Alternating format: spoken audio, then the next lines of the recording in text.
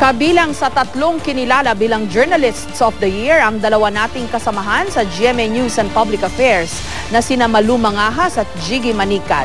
Kaakibat naman ang iginawad sa kanilang parangal ang responsibilidad na mag-ikot sa buong bansa para mamahagi ng kaalaman tungkol sa responsableng pamamahayag. Nagbabalik po si Victoria Tulad.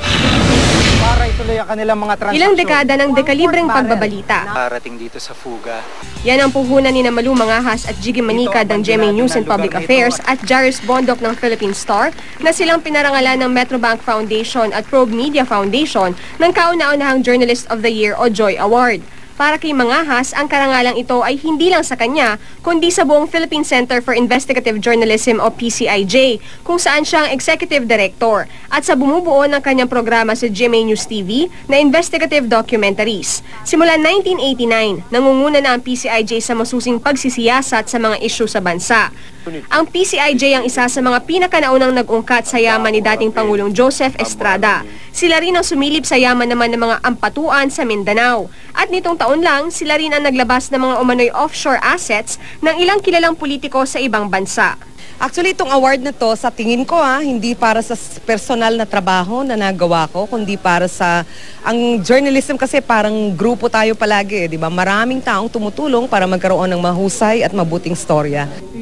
Kinilala rin ang 17 taong pagpupunyagi ni Jiggy Manicad sa larangan ng pagbabalita, kabilang na ang kanyang pagiging anchor ng News TV Quick Response Team, 24 Oras Weekend, at host ng Reporter's Notebook sa Kapuso Network. Ilan sa mga di malilimutang coverage ni Manicad ay ang EDSA 2 at EDSA 3. Hangin lang, bigyan lang natin ng hangin. Iniulat niya rin ang bakbakan sa Basilan kung saan nasawi si Corporal Angelo Abeto.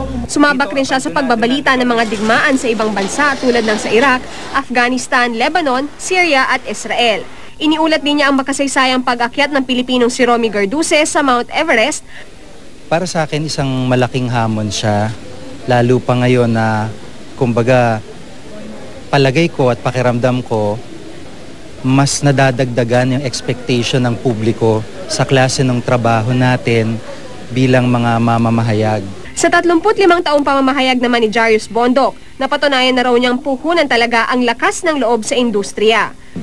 When we pursue a story, di naman natin iniisip makilala o ma-award din. Ang hinahabol lang natin, mailabas yung katotohanan. Just like any other citizen, I suppose, gusto natin baguhin itong sistema natin. Masusi ang pagpiling ginawa ng Metrobank Foundation at Probe. Mula sa 31 nominado, kabilang ang 3 sa 6 na mamamahayag na sumalang sa panel interview na pinangunahan ni Chief Justice Maria Lourdes Sereno. The journalists in this respect can play a role in our national drive against corruption. Kaakibat ng parangal na ito ang pag-ikot ni Mangahas, Manicad at Bondok sa buong bansa para magbigay ng lecture sa mga journalism students, teachers, pati na sa media practitioners. Ito ay isang importanteng bagay sa isang demokrasya na ang mga nasa pamahalaan at ang nasa pribadong sektor ay nakikipagtalastasan, nakikipag-ugnayan sa mga mamamayan. At yun ang papel na ginagampanan ng ating mga journalists. Layunin daw ng Joy Awards na mahikayat ang iba pang mamamahayag na lalo pang magsumikap sa paghahatid ng makabuluhang balita. Noong 2001, nauna nang pinarangalan ng Metrobank Foundation sa kanilang search for outstanding journalists sa larangan ng broadcasting ang Vice President for News Programs at State of the Nation anchor na si Jessica Soho.